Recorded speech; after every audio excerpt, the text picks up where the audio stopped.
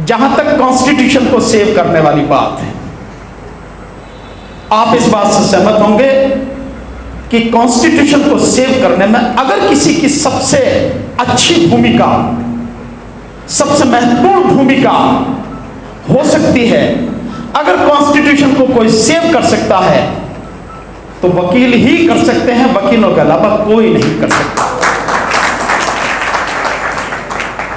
क्योंकि वही जानते हैं कि कानून क्या है, इससे कैसे लड़ा जा सकता है, कैसे इससे बचाया जा सकता है और लोगों को उनका हक कैसे दिलाया जा सकता है। और ये बात आप सब जानते हैं, कहने की नहीं, कि अगर कॉन्स्टिट्यूशन सेव रहेगा या ये संविधान बचा हुआ रहेगा और इससे भी आगे चल के अगर इस संविधान के अनुसार, इस संविधान के अनुरूप ईमानदारी से संविधान लागू होकर लोगों को उनका हक मिलेगा, तभी देश भी बचेगा, अन्यथा संविधान खत्म तो आप समझ लीजिए आप सबके अधिकार खत्म हैं। मुझे इस बात को कहने में दुख नहीं है, इतनी बड़ी वकीलों की आबादी है पूरे देश में, आपने कहीं से आवाज उठती देखी वकीलों को लड़ते हुए देखा? छोड़ दीजिए महमूद पराचा जैसे लोग, कुछ 2, 4, 6 लोग अगर हों तो किसी और की आवाज उठते देखी है? आपने सुप्रीम कोर्ट के, हाई कोर्ट के वकीलों की आवाज कहीं उठती देखी है? उनकी आंखों के सामने लोकतंत्र खत्म हो रहा है, और जब सुप्रीम कोर्ट के 4 जजेस आके ये बात कहें तो फिर किसी और को तो कहने की जरूरत ही क्या है, सबके सामने खत्म हो रहा है। और इस कॉन्स्टिट्यूशन को खत्म करने में, इस लोकतंत्र को खत्म करने में बाकायदा सरकार के साथ साथ इस देश की अदालतें, चाहे वो सुप्रीम कोर्ट हो, चाहे हाई कोर्ट हो, ये भी उतने ही जिम्मेदार हैं, लगातार उसको खत्म कर रहे हैं, लेकिन आवाज नहीं उठती। पर जब आवाज उठती है तो उसका परिणाम भी आप देखते हैं, वो हमेशा सुखद ही होता है, आपके हक में नहीं होता है। प्रशांत भूषण साहब का मसला आपको मालूम? प्रशांत भूषण साहब वाले में जब उनके खिलाफ में कंटेम्प्ट चली, बात आगे बढ़ी, सुप्रीम कोर्ट बहुत ज्यादा अपने आप को एग्रेसिव लेके चल रही थी, पर जब वकीलों ने इकट्ठे होके आवाज उठाई, चिट्ठी लिखी, तो सुप्रीम कोर्ट को अपने आप को बचाना भारी पड़ गया और अपनी इज्जत को बचाते हुए जैसे तैसे मामले को रफा दफा किया। और एक जो दूसरा मुकदमा था जिसमें सारे जो 8-9 चीफ जस्टिस थे, जिनके खिलाफ बाकायदा सबूतों सहित प्रशांत भूषण जी ने सारी जवाब दे रखा था, उसको तो फिर छेड़ा ही नहीं। यही स्थिति हुई ना। तो अगर हम लोग आवाज उठाएंगे, इस देश में किसी की ताकत नहीं है कि हमारी आवाज को कोई सुने नहीं और कोई हमारी आवाज दबा सके।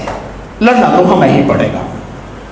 इसलिए साथियों, हमने एक प्रयास शुरू किया है, मेरे बड़े भाई महमूद पराचा जी ने आपके सामने उसका बताया। हम राष्ट्रीय स्तर पर एक वकीलों का, और बहुत स्पष्ट कर देना चाहता हूं, इसमें किसी को संशय नहीं होना चाहिए, बहुजन समाज के वकीलों का राष्ट्रीय स्तर से लेकर तहसील स्तर तक, सुप्रीम कोर्ट, हाई कोर्ट से लेकर डिस्ट्रिक्ट अदालत तक एक नेशनल लेवल पे संगठन बनाने का प्रयास कर रहे हैं और हमने उसके लिए काम शुरू भी कर दिया है।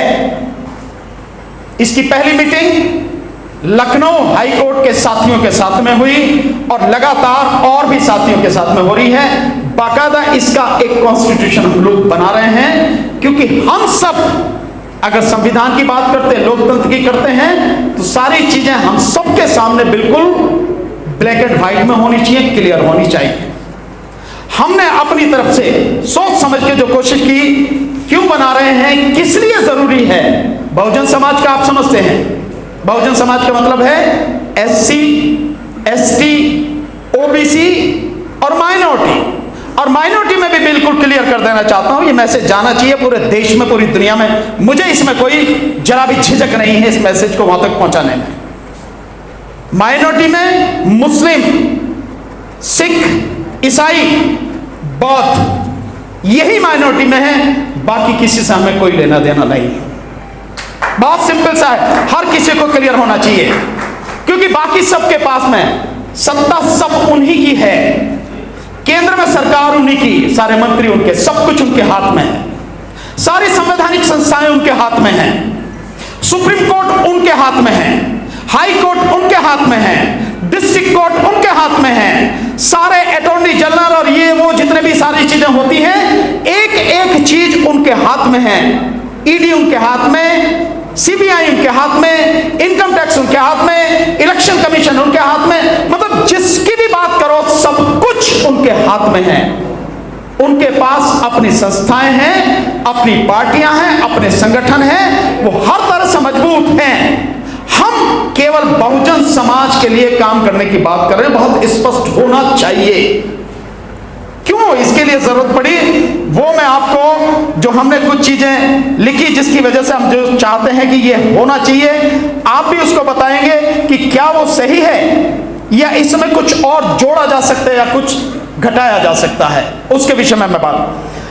हमने ये रखा है कि भाई इसका नाम इंडियन नेशनल लॉयर्स फोरम होना चाहिए, जिसको हिंदी में कहें भारतीय राष्ट्रीय अधिवक्ता मंच, या नेशनल डेमोक्रेटिक लॉयर्स फ्रंट होना चाहिए, जिसको हिंदी में कहते हैं राष्ट्रीय लोकतांत्रिक अधिवक्ता मोर्चा। कोई और भी नाम हो सकता है, सब साथियों की सहमति से जो बढ़िया नाम हो वो डिसाइड किया जाएगा। इसके लक्ष्य उद्देश्य क्या हैं? हम हर जगह से हटाया जा रहा है कि महमूद पराचा जैसा व्यक्ति निश्चित रूप से राजनीति में आना चाहिए और वहां बैठना चाहिए जहां पे ताकत है, तो उनको जिता के भेजना आपकी जिम्मेदारी बनती है, हम सबकी जिम्मेदारी बनती है। मैं इससे सहमत हूं। इसके विषय में क्या रणनीति रहेगी मैं यहां इस पर कोई चर्चा नहीं करूंगा। दूसरा, मैं उस बात का विरोध करता हूं जो बार काउंसिल ऑफ इंडिया के चेयरमैन ने अपने आप ही रेजोल्यूशन पास करके कि बार काउंसिल की जो इलेक्शन है 2 साल के लिए टाले जाए। तुम्हारे पिताजी की संस्था भैया क्या है ये? तुम्हारी जागीर है क्या? जो हुकूमत चलाओगे, जो पास कर दोगे वही सब कुछ हो जाएगा? तुम भी कोर्ट से ऊपर हो क्या? लोकतंत्र से ऊपर हो क्या? कानून से ऊपर हो क्या? तो इसका पुरजोर विरोध करेंगे। सड़क पे आके करना पड़ा सड़क पे आके करेंगे, अदालत में करना पड़ा तो अदालत में करेंगे। इस गुंडागर्दी को, यही शब्द इस्तेमाल कर रहा हूं, मनन मिश्रा तक पहुंच जाने चाहिए ये शब्द, कि इस गुंडागर्दी को चलने नहीं देंगे। जितनी ताकत हो रोकने की कोशिश करेंगे। समय पर होने हैं, समय पर ही कराएंगे। जैसे बाकायदा हमारे यहां हमारी सुप्रीम कोर्ट बार के चुनाव हर साल निश्चित समय पर होते हैं, इसी तरह से होना। लेकिन जिनको सत्ता की हवस होती है ना, उनके लिए एक बार बैठ जाओ। वो कहते हैं गाना जो है मनोज कुमार साहब की फिल्म के यादगार का, वोट लिया और खिसक गया, जब कुर्सी से चिपक गया तो फिर उसके बाद वो जो स्थिति है ना, तो 2 साल के लिए आप बढ़ा रहे हैं, कोई आपको अधिकार नहीं, वो होने नहीं देगा।